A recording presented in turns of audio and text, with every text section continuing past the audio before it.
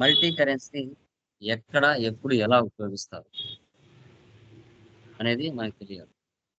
So, ఇప్పుడు business మనం start చేసిన తర్వాత, మనం ఇండియాలోనే బిజినెస్ చేయంగా. అదర్ కంట్రీస్‌లో కూడా బిజినెస్ చేస్తాంగా.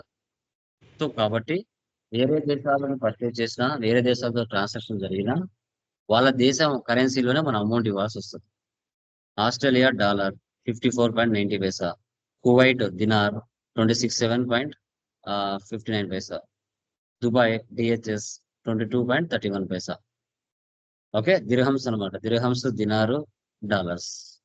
ఓకే. వాళ్ళ బ్యాలెన్స్ లోనే మనం పర్చేజ్ చేయాలి. వాళ్ళ బ్యాలెన్స్ లోనే మనం సేల్స్ చేయాలి. ఎలా ఈ కాన్సెప్ట్‌ని యూజ్ చేయాలి అనేది ఇప్పుడు చూద్దాం. ఓకే. కరెన్సీని క్రియేట్ చేసుకోవాలి. రేట్ ఆఫ్ ఎక్స్‌చేంజ్ కూడా మనం ఇవ్వాలి.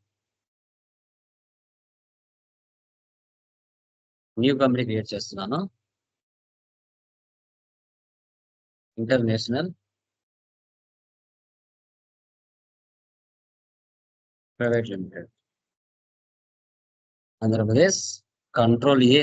ఏ for apple. Save. Maintain accounts first option వేసి పెట్టండి. బిల్ వైస్ నో పెట్టండి. Maintain inventory. Integrate accounts with inventory. Okay. Goods and services no పెట్టండి. సేవ్. క్రియేట్ లోకి వెళ్ళండి. లెడ్జెస్ లోకి వెళ్ళండి. ఓకే. ఫస్ట్ వచ్చేసి మనకి capital. Capital account. Control A. A for apple. ICICI bank. Bank accounts. మీరు ప్రతిసారి ఎంటర్ ఇవ్వకుండా కంట్రోల్ ఏ ఇచ్చారంటే సేవ్ అయిపోతుంది. తర్వాత purchase. Purchase accounts. Control A. తర్వాత Australia.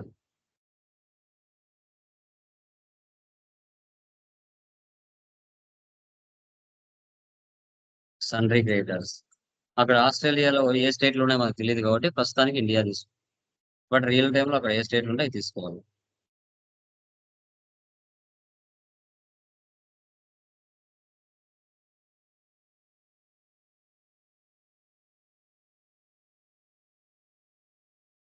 Control A save. Y computer shop. Sundry debtors. Travelling expense. Direct expense. Bank charges. Indirect expenses. Escape. ఇప్పుడు currency. ఇక్కడ currency కింద రేట్ ఆఫ్ ఎక్స్చేంజ్ వస్తుంది. ముందు రాదు, తర్వాత వస్తుంది. డాలర్. ఉన్నాయి కదా. Next dinar. డిఎన్.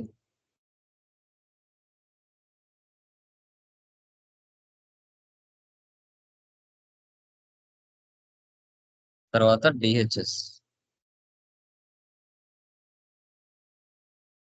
Dirhams.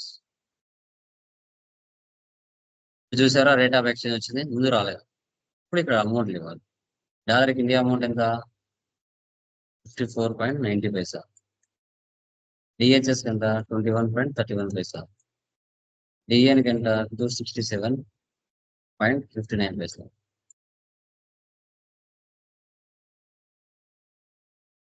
Unit.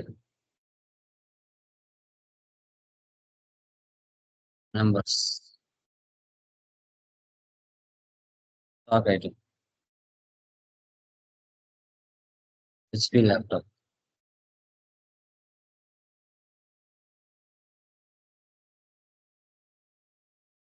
Vouchers. Receipt. డేట్లు మార్చుకుంటారో మార్చుకోలేదు, ప్రాబ్లం ఏం లేదు.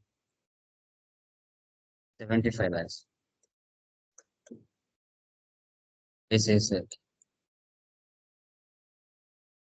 Cash withdraw from bank. 5 lakhs.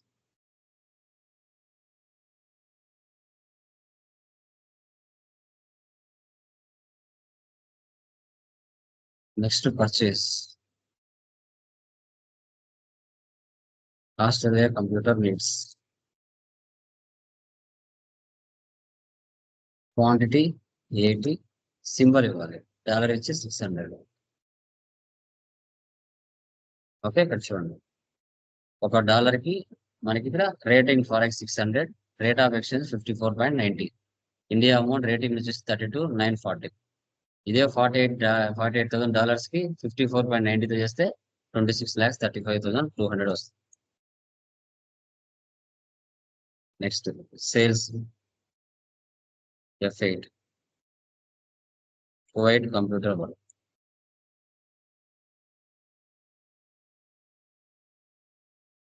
HP DN 67.15.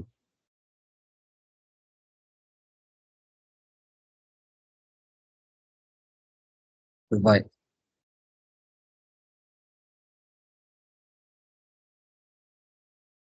40. EHS 1250.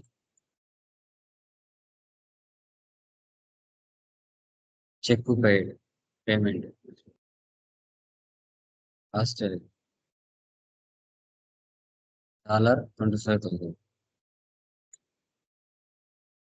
ICICI bank. Next receipt Kuwait DN 4,000. ICICI bank. Dubai THS symbols ఇవ్వాలి, సింబల్స్ అయ్యాయి.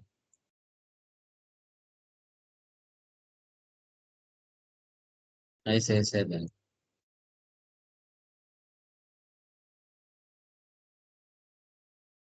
Payment travel expenses 34,000.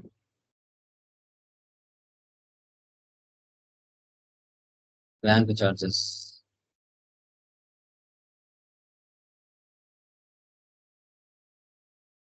Okay. Escape ఇవ్వండి. Day book లో వెళ్ళి మీరు చేసిన ట్రాన్సాక్షన్స్ అని ఇక్కడ ఉంటాయి. Profit and loss alt F1 expand. So 9,13,832.24. Okay. తర్వాత ఆల్ట్ C ఇచ్చేసి ఇక్కడ కరెన్సీ వైజ్ సింబల్స్ చూడొచ్చు. కరెన్సీ వైజ్ సింబల్స్ చూసారా? $59,000 అంటే 32,63,000. మళ్ళీ ఆల్ట్ C ఇవ్వండి. DHS 3 దేశాల అమౌంట్. మళ్ళీ ఆల్ట్ C ఇవ్వండి. 4 దేశాల అమౌంట్స్. ఇలా మనకి క్యాలిక్యులేషన్ చేసుకోవచ్చు ఈ విధంగా. Okay. Escape. Stock summary. So goods inwards, so goods outwards. Inwards అంటే పర్చేజెస్, అవుట్వర్స్ అంటే sales, remaining closing balance. Dashboard, display more reports, trial balance, purchase register, sales register, receipt register. ఇలా అమ్మా ఈ విధంగా మనం ఇంటర్నేషనల్ ట్రాన్సాక్షన్స్ అంటే other countries లో మన బిజినెస్ ట్రాన్సాక్షన్ జరిపామంటే ఇలా ఎంటర్ చేసుకోవాలి. Okay, clear? Any doubts? ఏమైనా డౌట్స్ ఉన్నాయండి? Anyone? Clear sir. Remaining persons చెప్పండి. సార్ నెగిటివ్ బ్యాలెన్స్ వచ్చిన స్టాక్ ఉన్నా కానీ ట్రాన్సాక్షన్స్ ఎలా అవుతాయి సార్ మళ్ళీ కంపెనీలో? మనకు పాజిటివ్ అమౌంట్ ఎప్పుడైతే మనం పర్చేజ్ చేస్తామో ఆ పర్చేజ్ చేసినప్పుడు ఆ నెగిటివ్ వాల్యూ పాజిటివ్ గా మారుతుంది. ఓకే, మన దగ్గర ఎంత స్టాక్ లేకపోయినా సేల్ చేసామనేది మనకు షో చేస్తుంది. ఆ నెగిటివ్ బ్యాలెన్స్ ఎంతవరకు? మన దగ్గర బ్యాలెన్స్ లేనంత వరకే. నువ్వు మళ్ళా పర్చేజ్ చేస్తావు కదా, పర్చేజ్ చేసినప్పుడు యాడ్ అవుతుంది కదా, అక్కడ లెస్ అవుతుంది. అట్లా యాడ్ అయిపోతుంది. Okay, done guys. ఇంకమ్మా ఇంకెవరికైనా డౌట్స్ ఉన్నాయా? ఎనీవన్? చెప్పండి. ఈ రియల్ టైమ్ లో ఈ నెగిటివ్ బ్యాలెన్సెస్ రావు కదా సార్ కంపెనీలో? వస్తాయండి, 100% వస్తాయి. ఇప్పుడు స్టాక్ లేని మనం సేల్ ఎట్లా చేస్తాం సార్? చేయం కదా. నెగిటివ్ చూపిస్తుంది కదా అంతే. ఎంత నువ్వు లేకున్నా సేల్ చేస్తున్నా నెగిటివ్ కనబడుతుంది. మన దగ్గర ఓకే ప్రోడక్ట్ లేకుండా కదా సార్. మైనస్ లో వస్తుంది కంటెంట్ అంతా అంటే స్టాక్ వచ్చినప్పుడు మళ్ళా మనకు కవర్ వస్తుంది. అవుతుంది అట్లా ఓకే. ఇప్పుడు నేను మెటీరియల్స్ నా మెటీరియల్స్ ఉన్నాయి, నేను ఎక్కడ పర్చేజ్ చేయను కదా, నేనే డైరెక్ట్ గా సేల్ చేస్తా. కంటెంట్ వాడుతా అంటే నా దగ్గర పర్చేజ్ లేకుండానే స్టాక్ లేకుండా సేల్ చేస్తున్నా, నెగిటివ్ బ్యాలెన్స్ వస్తుంది. ఓకే. అట్లా ఓకే దాని అంటే మెటీరియల్ లేనప్పుడు అది పీస్ తయారు కాదు కదా సార్. అవుతుంది. నేను పర్చేజ్ చేయను, డైరెక్ట్ గా సేల్స్ చేస్తాను. ఓకే నేనే కదా ఇస్తున్నాను, నేను ఎక్కడి నుంచి పర్చేజ్ చేస్తాను, ఓ చోటు నుంచి.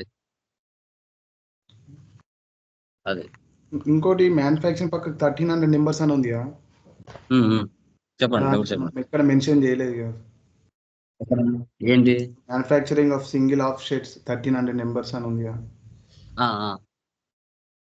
ఇక్కడ మెన్షన్ చేసిరా లేకపోతే చూడు అక్కడ ఉంది కదా మెటీరియల్ లో అవును సార్ అది 39 నెంబర్స్ అని ఉంది కదా అక్కడ క్వాంటిటీ, ఉమ్.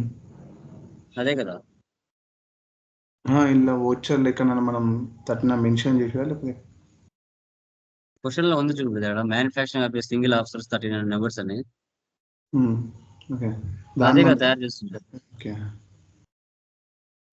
వాటి మనకు అంత క్వాంటిటీ కావాలంటే నువ్వు రా మెటీరియల్ నుంచి ఎంత ఉపయోగించాలనేది కాన్సెప్ట్ అక్కడ. ఓకే ఓకే అక్కడ పర్టికులర్ మెన్షన్ చేశారు కదా నాకు ఇంత క్వాంటిటీ కావాలి అని, అది అక్కడ మెన్షన్ చేయకపోతే రాంగ్ అవుతుంది. ఓకే ఓకే డన్ గైస్, అవి చేయండి. టుమారో మనకి వ్యాట్, టుమారో మామూలు సర్వీస్ ప్రాబ్లమ్స్ అవుతాయి, అయిపోతే మొన్నటి నుంచి జిఎస్టీ ఎంటర్ అవుతుంది. Okay done guys bye. Okay sir.